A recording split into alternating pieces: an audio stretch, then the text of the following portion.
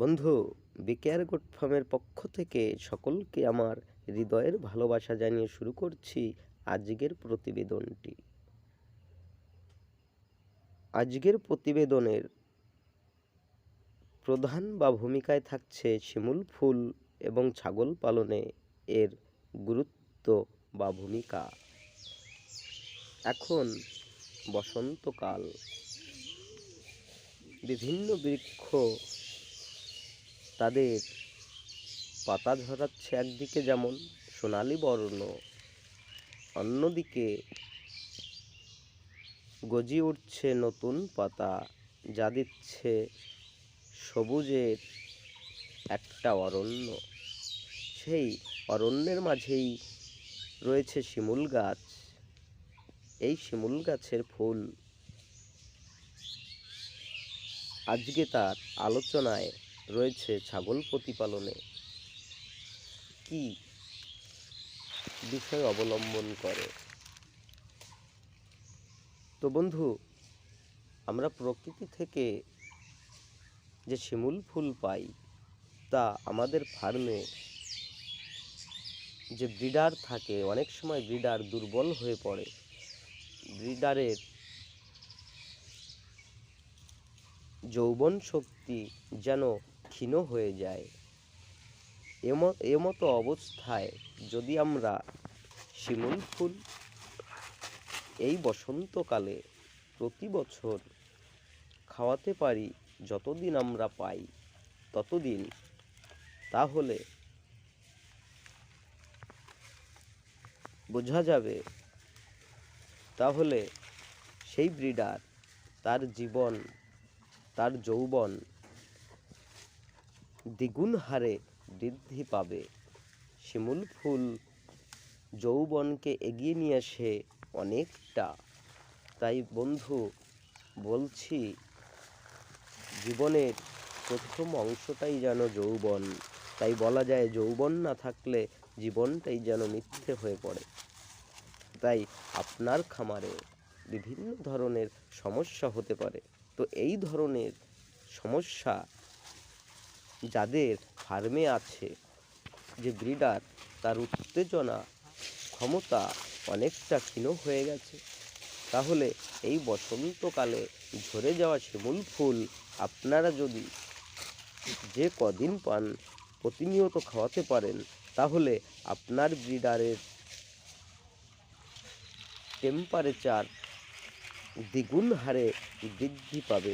এছাড়াও যদি আমরা শিমুলের চারা, বীজ দিয়ে চারা তৈরি করতে পারি এবং একটা ব্রিডারকে প্রতিনিয়ত কটা করে চারা গাছ খাওয়াতে পারি ঘুম থেকে উঠে, তাহলে সেই ব্রিডার কখনো অক্ষম হয়ে যাবে না, এটুকু আমরা বলতে পারি। কেননা শিমুলের পাতা, শিমুলের শিকড়, শিমুলের ফুল এ যেন অমূল্য ধন, একটা ছাগলের জীবনকে বাঁচিয়ে রাখার, যৌবনকে বাঁচিয়ে রাখার। তাই মাদার ব্রিড হোক বা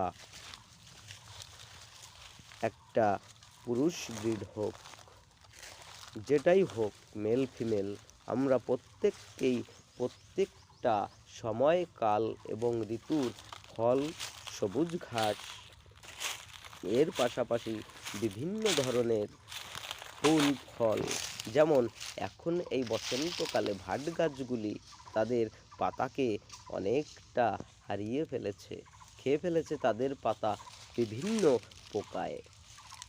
কিন্তু সেই পাতাগুলো ছাগল এখন খুব ভালো খায়, কিন্তু কচি পাতা ওরা কম খায়।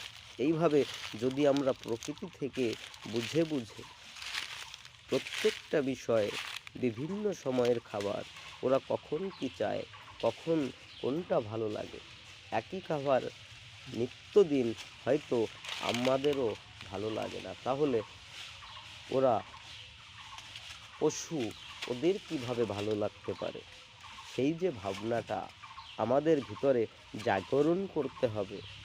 তাহলে আমরা যেমন সবুজ খেয়ে ওদের সুস্বাস্থ্য দিতে পারি, ওদের বিভিন্ন অ্যান্টিবডি ভিতরে তৈরি হতে পারে, অ্যান্টিসেল তৈরি হতে সাহায্য করে। বিভিন্ন রোগ প্রতিরোধক ক্ষমতা ছাগলের গড়ে ওঠে। বিভিন্ন ধরনের সবুজ ঘাস থেকে ওরা বিভিন্ন কিছু পায়। তাহলে আমরা বুঝতে পারছি সমস্যা ছাগলের তখনই হয় যখন আমরা বড় ফার্ম বা খামার গড়ি। কিন্তু যারা দুটো একটা করে ছাগল পালন করছেন, বাড়িতে পালন করছেন, তাদের সমস্যা হচ্ছে না। কেন হচ্ছে না? কেননা তারা সবুজের বুক দিয়ে ছাগলকে তৈরি করছে, সবুজের মধ্যে দিয়ে তৈরি করছে, বিভিন্ন সময়ের ফলমূল, বিভিন্ন কিছু খাওয়াচ্ছে। এই যে আমাদের অজানা তথ্য, ভালো খাবার, এইটাই ছাগল পালনের শেষ কথা নয়। ছাগল পালনের প্রথম কথা হচ্ছে সবথেকে কম খরচ করে কতটা ভালো তৈরি করা যায়। এই জায়গাগুলো সেভ করে আমাদের সঠিকভাবে ব্রিড নির্বাচন করে যদি আমরা এগিয়ে আসতে পারি উপযুক্ত পরিকাঠামো নিয়ে, তাহলে হয়তো ছাগল পালন এবং আমরা খামারি বন্ধুরা আরও ভালো একটি জায়গায় আসতে পারব। পরবর্তী আমাদের যে বার্তাটি, সেটি বিকেআর গোট ফার্ম নির্মাণ কার্যের আমি একটি বার্তা ছোট্ট প্রতিবেদন দেব। চলছে বিকেআর গোট ফার্মের নির্মাণ কার্য। তাই বন্ধুরা, আপনাদের অনেক সময় বিভিন্ন ধরনের জায়গা থেকে বিভিন্ন ধরনের বার্তা দিতে হয়তো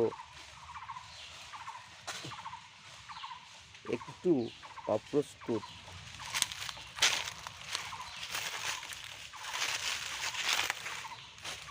বন্ধু, আজকের বার্তাটি আমরা এইখানেই শেষ করব। সকলে ভালো থাকবেন, সুস্থ থাকবেন। আগামী দিনে আপনাদের ব্রিডগুলোকে আরও ভালো রাখবেন, এই আশা রেখে আজকের বার্তাটি সমাপ্ত করছি। যদি বার্তাটি ভালো লাগে অবশ্যই বন্ধু মনে করে একটি লাইক, কমেন্ট এবং শেয়ার করবেন। কেননা বিকেআর গোট ফার্মের প্রতিবেদনগুলো আগামী দিনে প্রচুর শিক্ষামূলক প্রতিবেদন এবং ব্রিড সম্পর্কে প্রতিবেদন, পরিবেশ সম্পর্কে, বিভিন্ন ধরনের ঔষধ সম্পর্কে, যেগুলো আমরা বিনা পয়সায় টাকা ছাড়া প্রকৃতি থেকে পাই। আর প্রকৃতি থেকে পাওয়া সেই যে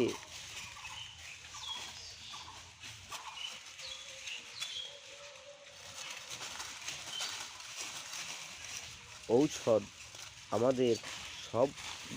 আমাদের সর্বদাই কাজে লাগে। বন্ধু, সকলে ভালো থাকুন, সুস্থ থাকুন। তো দেখা হচ্ছে বিকেআর গোট ফার্মের নির্মাণ কার্য পরবর্তী বার্তার মাধ্যমে।